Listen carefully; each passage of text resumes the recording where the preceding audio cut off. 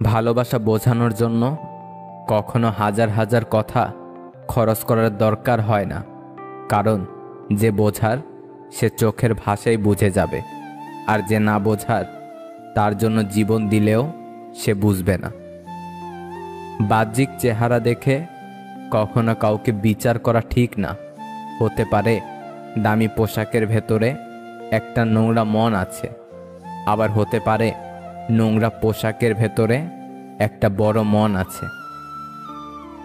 মানুষ তো সবাই হয়, তবে মানসিকতা সমান নয়।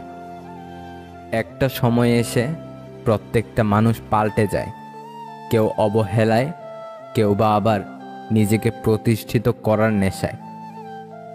যাকে অন্যের পাশে দেখতে কষ্ট হয় তাকে নিজের পাশে যত্ন করে আগলে রাখতে হয়। কষ্ট এমন একটা জিনিস যা শুধু নিজেকেই বহন করতে হয়, কেউ এর ভাগ নিতে চায় না। নিজেকে ব্যস্ত করে ফেলুন, কোনো কাজ না থাকলে শুধু ঘুমান।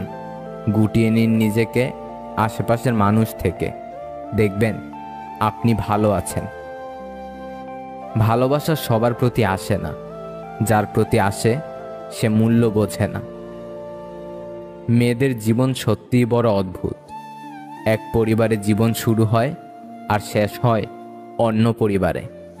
জীবনের মাঝখান থেকে আবার নতুন করে জীবন শুরু। সবাইকে বুঝতে বুঝতেই জীবনের শেষ প্রান্তে এসে দাঁড়ায়। নিজেকে বোঝানোর সময়টা আর হয় না।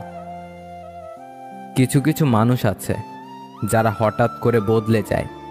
তারা কখনো ভাবে না তাদের এই হঠাৎ বদলানোর প্রভাব অন্য কারো জীবনে কত বড় ক্ষতির কারণ হয়ে দাঁড়াতে পারে।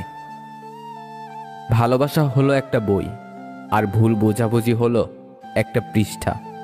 যদি কাউকে সত্যিই ভালোবাসো, তাহলে একটা পৃষ্ঠার জন্য পুরো বইটাকে ফেলে দিও না।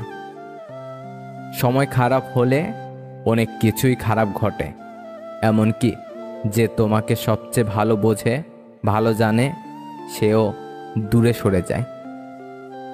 জীবনে যদি কাউকে বন্ধু বানাতে চাও, তাহলে এমন কাউকে বন্ধু বানাও যে আয়না এবং ছায়ার মতো হয়, কারণ আয়না কখনো মিথ্যা বলে না, আর ছায়া কখনো ছেড়ে যায় না।